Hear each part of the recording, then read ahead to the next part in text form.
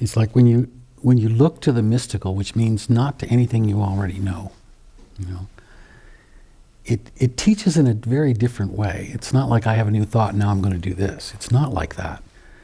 I think one of the best examples from my experience and Jan's experience is when we started working in the prison system in Florida. Now, I'll tell you, I was nervous about starting that program with inmates. Not that I was afraid of anything they would do or anything. I just didn't know how to start, what we would talk about. But it took a while to see that there was this profound guidance that had nothing to do with what we were going to talk about. Right?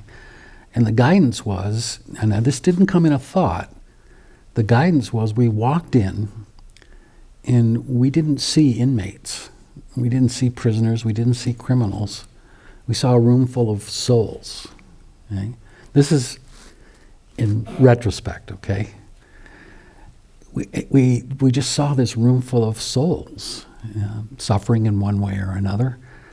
And we didn't see them as broken. We didn't see them as anything wrong with them. Now this is it's almost subliminal, you know?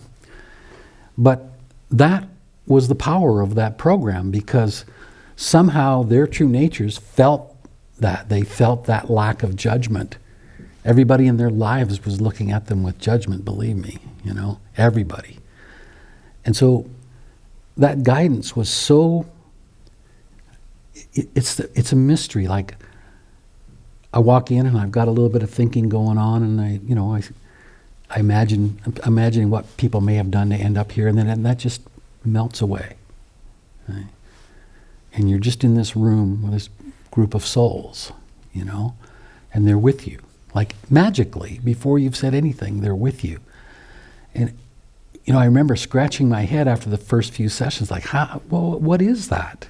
We haven't really said anything yet. We've told our story a little bit. But even before that, there was this feeling, like we went to this orientation before we started in the prison. If you listened to what they told you in that orientation, you would never go in, you know. They told us all the horrible things that could happen and what happened if there was a lockdown. And they give us the little button to press to get the armed guards to come and get us out. And I'm like, whoa, you know.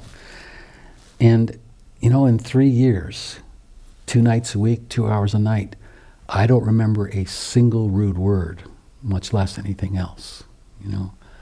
And looking back on it, that, I don't like the word subliminal, I wish there was another word, but that mystery of joining the mystery of who and what we really are, looking to the mystery, not to the details, but feeling and experiencing that mystery. And with that group of people, it was so beautiful, and it just, that was magic to me, that we could just walk in and have that rapport. And it took me a while to realize that what it was, that we were being guided by the truth, by the spiritual fact of what was in that room.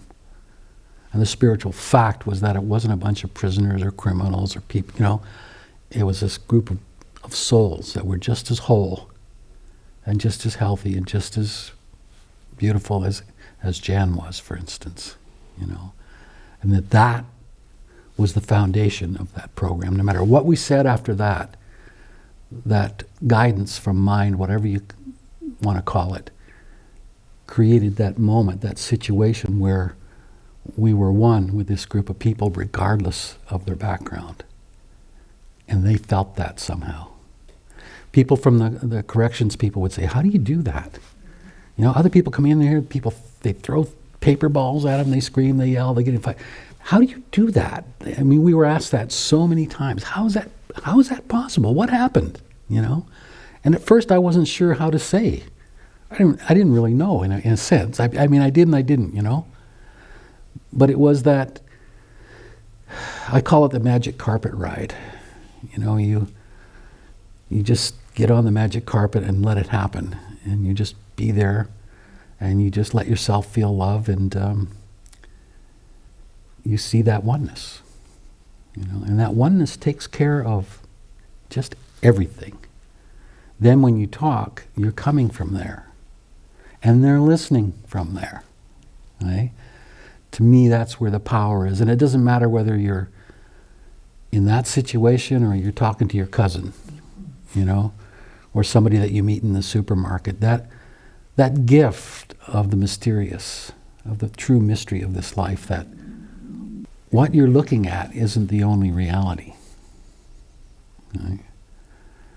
That when you allow yourself to go to that place, you allow yourself to step into a new dream, and that new dream just unfolds for you.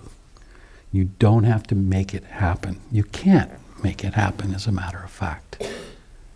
You walk in it, you feel that beautiful feeling, which is you and your true self, and you look around, and it doesn't really matter what the mask looks like in terms of who you're looking at. It's irrelevant. It's absolutely and totally irrelevant. And that irrelevance creates that oneness, or allows that oneness to come to the surface.